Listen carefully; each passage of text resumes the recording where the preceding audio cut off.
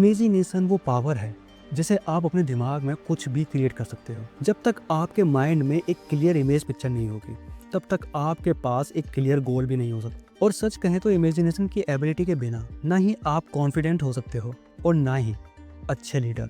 आज हम आपको ऑटो सजेशन नाम की एक टेक्निक के बारे में बताएंगे। जब आप किसी एक चीज पर फोकस करने लगते हो, अपने दिमाग में उसकी पिक्चर इमेजिन करने लगते हो, तो आपका माइंड ऑटोमेटिकली ऐसे एक्शन लेने लगता है जो आपके गोल को हासिल करने के लिए बहुत ज़रूरी होते हैं, क्योंकि आपकी इमेजिनेशन पर आपका पूरा कंट्रोल होता है और इसीलिए आप जो भी चाहते हो उसे पाने से आपको कोई नहीं रोक सकता। तो चलिए इस इमेजिनेशन की ताकत को क्लैरेंस सॉन्डर्स की कहानी से समझते हैं। क्लैरेंस एक छोटे से रिटेल स्टोर में ग्रोसरी क्लर्क के रूप में काम करते थे। वो एक सिंपल से इंसान थे जो एक सिंपल से जॉब करते थे और हफ्ते के सिर्फ $20 कमाते थे।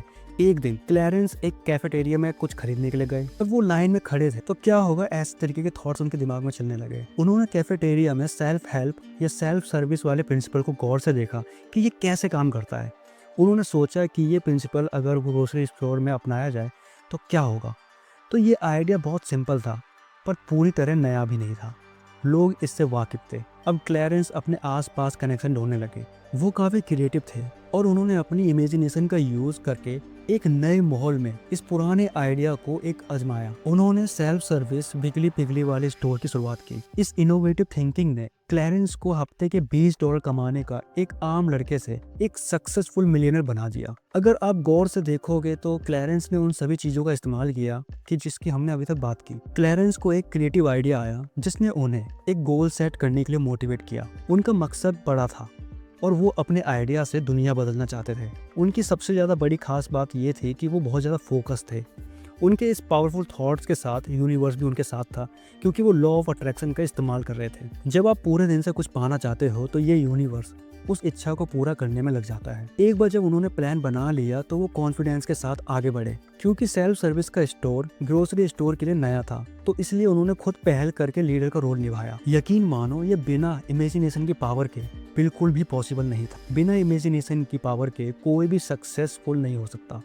हमेशा याद रखो कि इमेजिनेशन बिल्कुल फ्री है और पूरी तरीके से आपके कंट्रोल में है। कोई आपको एक नया आइडिया क्रिएट करने से या पुराने आइडिया को जोड़कर नया आइडिया बनाने से रोक नहीं सकता। तो अब आप किस बात का इंतजार कर रहे हो? ये बहुत दूर की बात है कि ज़्यादा लोग कभी समझ ही नहीं पाते कि वो है कौन और वो करना क्या चाहते हैं। वो एक मीनिंगलेस लाइफ को जीते हैं जिसका कोई मकसद नहीं होता। वो बस सक्सेसफुल लोगों को और ज़्यादा सक्सेसफुल होता हुआ देखते रहते हैं। इस बुक में हमने सीखा कि सबसे पहले हमें खुद को जानने की ज़रूरत है कि हमारे अंदर कौन सा टैलेंट है, हम कौन सा काम अच्छे से कर सकते हैं, वगैरह वगैरह। खुद को समझने के बाद एक गोल सेट करो। ये गोल आपके कॉन्फिडेंट और सक्सेसफुल बनने के लिए पुश करता रहेगा, खासकर अगर आपके पास पावरफुल इमेजिनेशन होगी तो। अगर आप एक एम्प्लॉय हो तो आपको जितनी सैलरी मिलती है उससे थोड़ा ज़्यादा वैल्यू अपनी कंपनी को देने की कोशिश करो। अगर आप एक बॉस हो तो अपने एम्प्लॉयज़ को अपना को इम्प्रेशन दो और उन्हें भी समझने की कोशिश करो। इस बुक में बताए गए लेसन को अप्लाई करने के बाद आपकी लाइफ बदल जाएगी। सक्सेस सिर्फ आइडिया से या सोचने से नहीं आते, बल्कि सच में एक्शन लेने से मिलती है। समय किसी के लिए नहीं रुकता।